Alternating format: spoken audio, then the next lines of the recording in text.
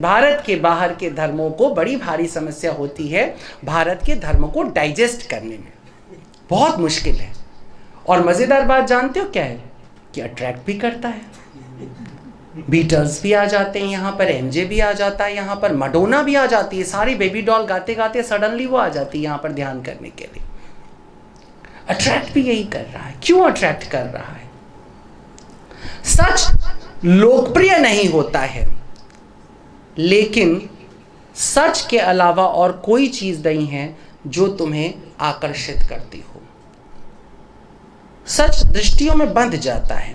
अगर तुम थोड़ा सा सच देख पाते हो तो उतने ही सच पे आकर्षित हो जाते हो।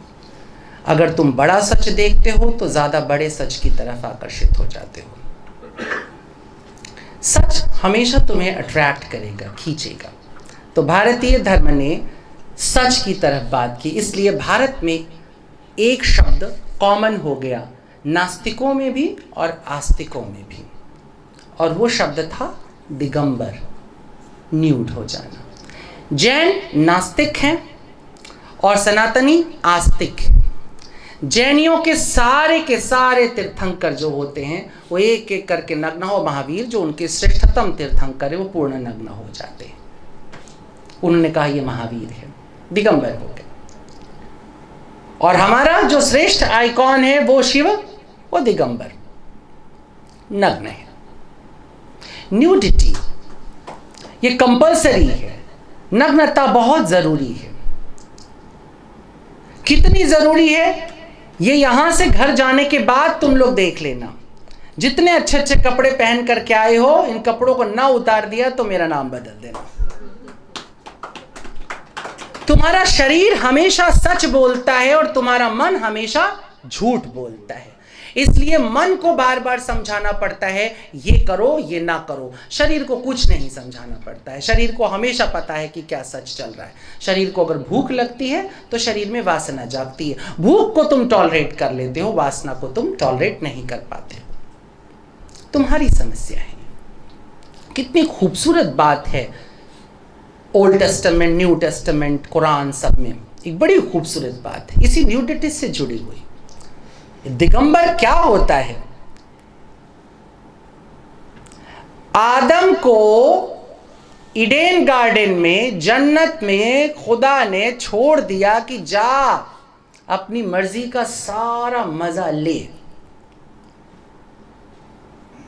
आदम कपड़े नहीं पहनता था, नग्न था, खेले का मशाने में होली दिगंबर, वैसे ही वहां खेले जन्नत में होली, है ना?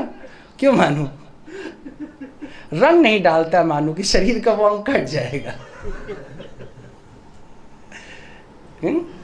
आदम नग्न है। देखो समझना, दुनिया भर में धर्म कहां कहां पहुंच गए नहीं, केंद्र में तुमको वो बात मिल जाएगी। मैंने कहा ना, लोकप्रिय हो ना हो, लेकिन सच के अतिरिक्त कोई चीज तुम्हें आकर्षित नहीं करती है। तो ये बात अब्राहम को भी समझ में आ रही है, बात ईसा को भी समझ में आ रही है, मोहम्मद को भी समझ में आ रही है कि नग्नता बड़ी खूबसूरत है और बड़ी जरूरी है। आदम नग्न है और जन्नत में है। जन्नत के सारे मजे उसके लिए। जन्नत माने ब्यूटीफुल। एक ब्यूटीफुल जिंदगी कहां पर है? जन्नत में है। जहां ब्यूटीफुल जिंदगी है वहीं पे जन्नत है। और जन्नत में कौन है? जो नंगा है, दूसरा कोई नहीं है। जीसस कहता है कि मेरे बाप के राज में वही आएगा जो बच्चों जैसा होगा। बच्चा कैसा है? बच्चा नंगा है। और वो एक दिन ज्ञान का फल खा लेता है, फ्रूट ऑफ विजडम खा लेता है। और पहला काम क्या करता है? कुकृत्य क्या, अपराध क्या है? कभी समझना, पूरी मनुष्यता का अपराध इस कहानी के एक छोटे से हिस्से में छुपा हुआ है। मनुष्य का पतन कैसे हो गया? मनुष्य, कौन सी जन्नत? इस खूबसूरत दुनिया के अलावा और कोई जन्नत हो सकती थी क्या? वो सब जिसका तस्करा तुम्हें कुरान में मिलता है कभी जमीन पर मौजूद था। वो लहलहाती हुई नदियां, वो खिलखिलाते हुए वन, वो फूल, वो पंछी, वो परिंदे, वो हवा, वो मौसम, वो फजा, वो सब कुछ था और वो सबके लिए उपलब्ध था। आदम ने केवल ज्ञान का फल खाया, जिसको नवाल युवा हरारी कहता है कि हमने सिर्फ एक चीज हमारे पास आती है, वो थी तर्क, बुद्धि, और उसके बाद हमने पूरी दुनिया की वाट लगा दी, सबको खत्म कर दिया। हमको जैसे ही ज्ञान मिला, एडम को ज्ञान मिला, और पहला ज्ञान क्या मिला? और ये मैं तो नंगा हूं। हर ज्ञानी को पहली चीज क्या मिलती है? जिस दिन तुम्हारे अंदर ज्ञान जागेगा, पहली चीज क्या मिलेगी? ओ माय गॉड, ये मेरे अंदर फॉल्ट है। ज्ञान की पहचान कहां से होती है? वो सबसे पहले तुम्हारे भीतर का फॉल्ट दिखाता है। बाहर का फॉल्ट तो अहंकार दिखाता है, ज्ञान हमेशा तुम्हारा फॉल्ट दिखाता है। जब तक तुम दूसरों की बुराई खोज रहे थे, तुम जड़ मूर्ख आदमी थे। तुमको सिर्फ और सिर्फ सियासत करनी चाहिए। लेकिन जिस दिन तुम अपनी बुराई ढूंढने लगते हो, उस दिन तुम्हारा मनुष्य के रूप में विकास शुरू होता है। तुम वैज्ञानिक होते हो, तुम साहित्यकार होते हो, तुम संत होते हो, तुम ऋषि होते हो, पैगंबर होते हो, महर्षि होते हो, मुक्त हो जाते हो, तुम ही ईश्वर हो जाते हो। एक एक क्रम से चलता है।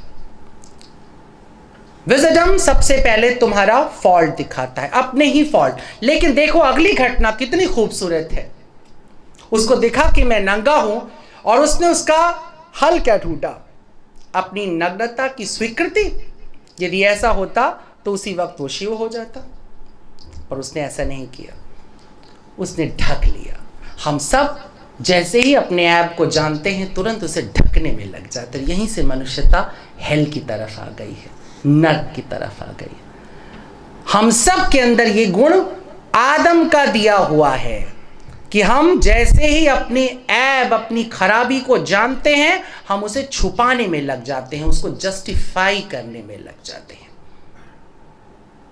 और जस्टिफिकेशन किसी का नुकसान नहीं करता, सिर्फ तुम्हारा नुकसान करता है।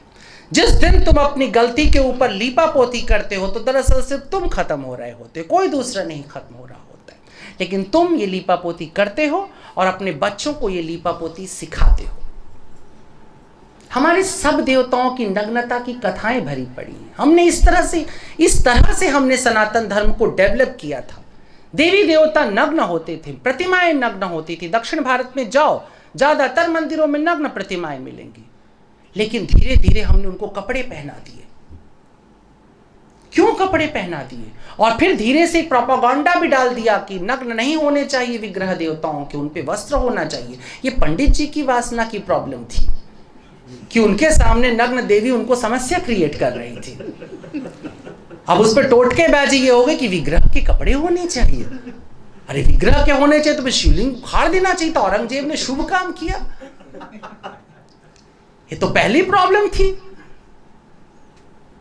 आप जरा देखिए, ये होली है, आप जरा देखिए हमारी मनुष्यता का इंटरेस्ट लेवल कहां चला गया। आपको नग्न होने को कहा जाएगा तो बड़ी समस्या हो जाएगी। लेकिन आप शिवलिंग को सहलाने में 1 मिनट नहीं लगाते। You love that. This is all. इसको समझना अपने दिमाग के भीतर कि तुम्हें दूसरे की नग्नता मजा देती है, तुम्हारी अपनी नग्नता तुम्हारे लिए समस्या हो जाती है, प्रॉब्लम हो जाती है। तो लस्ट हमारी जिंदगी के सेंटर में आ जाता है पहला। और जैसे सूर्य पूरी की पूरी प्रकृति में व्याप्त है, वैसे ही लस्ट पूरी प्रकृति में व्याप्त है। तुमको लगता है एक फूल इसलिए खिला था क्योंकि मंजरी जी को कविता लिखनी थी? नहीं, वो सिर्फ इसलिए खिला था क्योंकि उसमें लस्ट था। उसको किसी मधुमक्खी को अट्रैक्ट करना था ताकि वो दूसरा फूल खिला सके। This is all. नेचर में एक हलचल नहीं होगी अगर वहां पर लस्ट नहीं होगा। इसलिए हमने काम को देवता कहा, काम देव कहा। हमने शिव को काम के ऊपर बिठाया। हमने राम को अनेकानेक कंदर्प अगणित अमित छवि नवनील नीरद सुंदरम, अनेकानेक कंदर्प यानी कामदेव, अनेकानेक कामदेवों को मिला देने पर राम आ रहा है। हमने वासना को एस्थेटिक दी, हमने कामशास्त्र लिखा, हमने खजुराहो बनाया, हमने कोणार्क बनाए, हमने खुलेआम इस पर बात की। और उसी का एक स्वरूप ये होली था जिसमें हम कामरेचन करते थे। हम एक दूसरे को गालियां देते थे, अबीर लगाते थे। ये सब कुछ आज भी हम गाली दे रहे हैं, लेकिन अब दुश्मनी वश दे रहे हैं। लेकिन तब ये था कि हम किसी तरह से अपने जो सेक्सुअल फ्रस्ट्रेशन है हम उसे इन दिनों बाहर कर ले, क्योंकि तब पूरा फाग होता था। यानी पुराने भारत में लगभग 2 महीने की होली होती थी, धीरे धीरे 1 माह की हो गई। रविन्द्रनाथ टैगोर ने इसे जीवित करने की कोशिश की थी। शांति निकेतन में उन्होंने 1 महीने का पूरा वसंतोत्सव रखा। चूंकि कवि थे, सोफेस्टिकेटेड थे, ब्रह्म समाजी थे, तो गालियों को उन्होंने जगह नहीं दी, लेकिन उन्होंने हास्य विनोद और काम चर्चा को जगह दी। मगर टैगोर तो हमारे आदर्श नहीं बने ना। हमारा आदर्श तो गांधी बना, जहां काम चर्चा करने पर तुम्हारे बाल मुड़वा दिए जाते थे।